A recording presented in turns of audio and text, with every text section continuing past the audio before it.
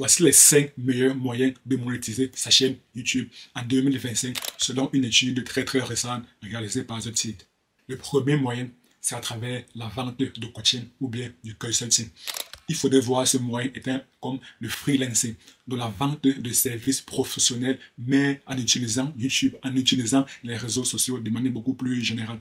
Ce moyen propose plusieurs avantages. Le premier avantage, c'est que vous pouvez commencer à monétiser votre chaîne YouTube sans avoir besoin d'atteindre des critères d'éligibilité à la monétisation YouTube, à savoir 1000 abonnés et 4000 heures de visionnage les 12 derniers mois, ou alors 1000 abonnés et 10 millions de vues short les 90 derniers jours. Pas besoin de franchir ces paliers pour commencer à gagner de l'argent avec la vente de coaching ou bien avec la vente de consulting. Le deuxième avantage, c'est que c'est le meilleur moyen et de loin pour faire du high ticket. Donc pour facturer cher à des tarifs à partir de 1000 euros.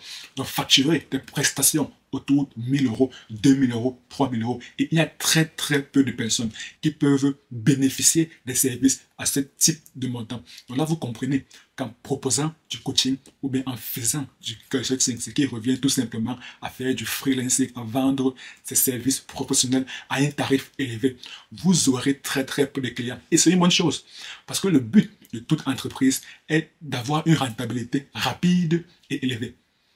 Avoir une rentabilité rapide et élevée. Et pour cela, les entreprises ciblent des personnes, des clients qui ont des revenus élevés. Et vous comprenez donc par la même occasion que le high ticket est destiné à des personnes qui ont des revenus élevés. Mais l'inconvénient avec le coaching ou bien en faisant du consulting, c'est que cela est directement corrélé à votre temps. Donc c'est très difficile de scaler, d'automatiser le business. C'est d'ailleurs la raison pour laquelle la plupart des personnes préfèrent facturer cher, parce que le temps vaut de l'or. Le temps est très précieux. Donc en réalité, faire du coaching ou bien faire du consulting revient à vendre son temps à un tarif extrêmement élevé, à vendre son temps au tarif high ticket. Le meilleur moyen pour gagner de l'argent sur YouTube reste le coaching ou bien la vente de services professionnels. Le deuxième moyen, selon l'étude très récente réalisée par The Tilt, est la vente de livres. Alors oui, je sais éperdument que les livres se vendent à des prix de 20 euros, 30 euros, 40 euros, maximum 50 euros, donc à des prix totalement faibles, pour ne pas dire dérisoires. Donc c'est très compliqué de gagner énormément d'argent en vendant des livres. Mais pourquoi est-ce que c'est le deuxième moyen classé par ce site, donc le deuxième meilleur moyen de gagner de l'argent sur YouTube? Parce que le but de vendre des livres n'est pas réellement de gagner de l'argent. Vendre des livres permet juste d'augmenter sa valeur perçue. Et rappelez-vous, nous sommes dans un monde qui accorde énormément d'importance à la perception. J'aime à dire, la perception intervient dans tout. Tout est affaire de perception. Et les auteurs, ceux qui ont écrit des livres, sont perçus par la plupart des personnes comme des intellectuels, comme des experts. Tout le monde admire les auteurs. Ce n'est pas pour rien, ce n'est pas un hasard que la plupart des grands entrepreneurs américains ont écrit des livres qui sont des best-sellers. Quand un livre est un best-seller, alors on considère que l'auteur est une personne qui est experte dans son domaine, qui a une expertise assez avancée dans son domaine. On comprend donc que vendre des livres permet d'augmenter son capital crédibilité, ce qui conduit inéluctablement à augmenter son capital confiance et par conséquent à augmenter sa valeur perçue.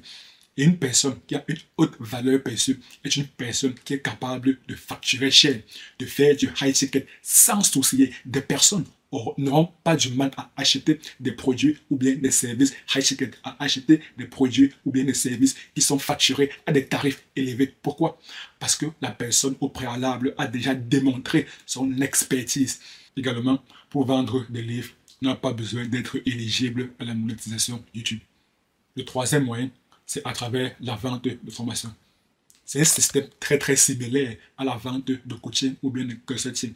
La seule différence, c'est que ici, les prix de formation sont beaucoup plus réduits.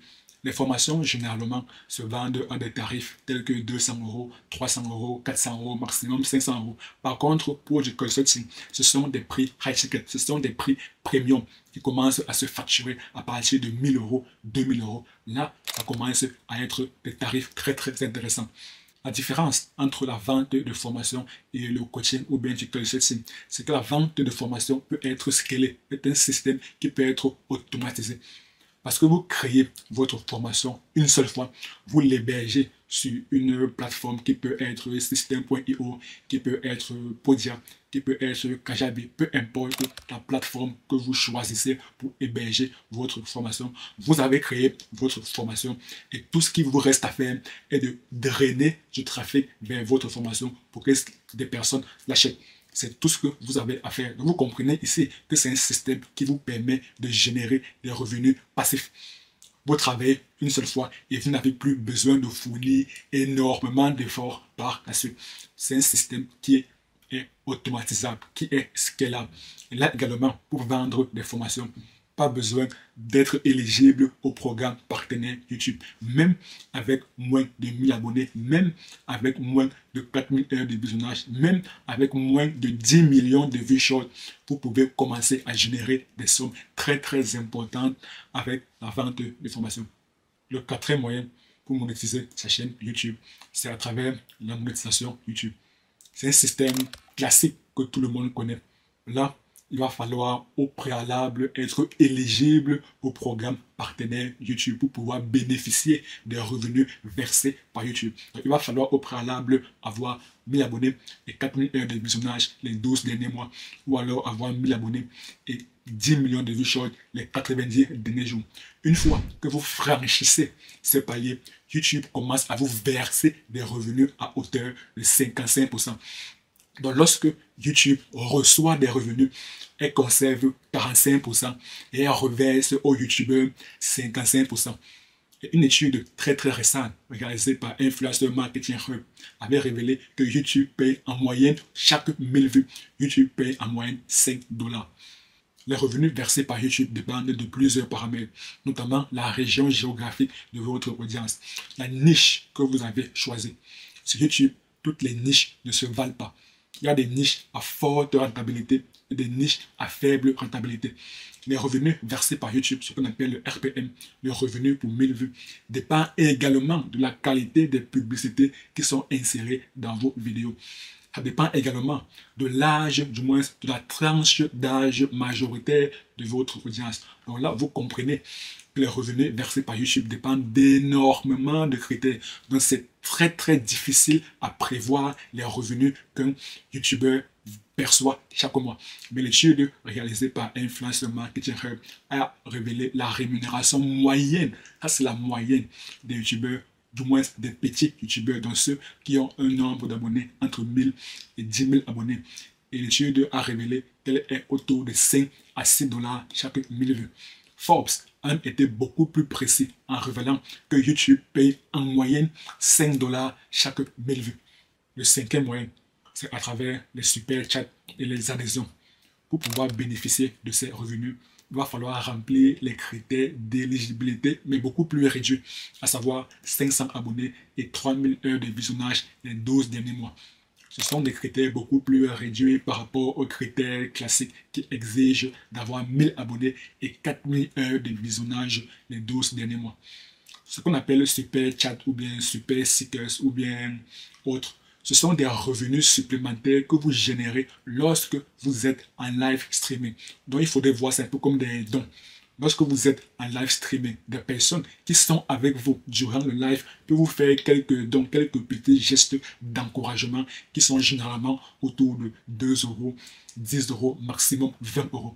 Et ce qu'on appelle les adhésions, c'est lorsque vous créez des contenus exclusifs pour une certaine audience. Vous créez des contenus exclusifs qui ne se retrouvent pas sur YouTube. Et des personnes vous paieront donc chaque mois une certaine somme d'argent pour pouvoir bénéficier de ces contenus exclusifs. Et pour cela, YouTube récupère 30% et reverse 70% aux YouTubeurs. On est différent du ratio 45%, 55% pour des vidéos classiques, pour la monétisation YouTube classique. Pour ça, pour les adhésions, ce qu'on appelle les memberships, ou la création d'un espace membre, YouTube récupère 30% et vous reverse 70% vous en qualité de YouTubeur. Le sixième moyen, qui est un bonus, est de faire de l'affiliation marketing. L'affiliation marketing est un moyen de gagner de l'argent en vendant les produits ou bien les services d'une entreprise tierce. Une entreprise a créé son produit ou bien son service. Elle a ensuite créé un programme d'affiliation dans lequel elle incite, elle encourage le maximum de personnes à devenir des affiliés.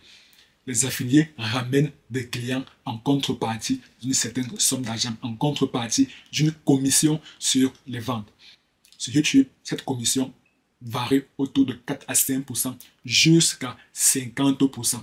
Pour prendre un cas de figure très simple, prenons par exemple le cas d'une plateforme comme Amazon. Le programme d'affiliation d'Amazon, encore appelé Amazon Associate, a un taux de commission autour de 4%. À chaque fois qu'une personne achète sur Amazon via votre lien d'affiliation, vous percevez une commission à hauteur de 4% sur l'achat réalisé par la personne en question. Mon avis sur l'affiliation marketing, c'est que c'est un système qui permet de générer quelques ventes assez intéressantes, de générer des sommes plus ou moins intéressantes, mais ce n'est pas un moyen qui vous permettra de faire du gros argent.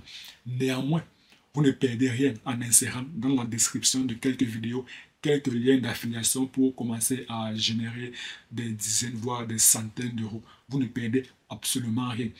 Rejoindre un programme d'affiliation, c'est totalement gratuit.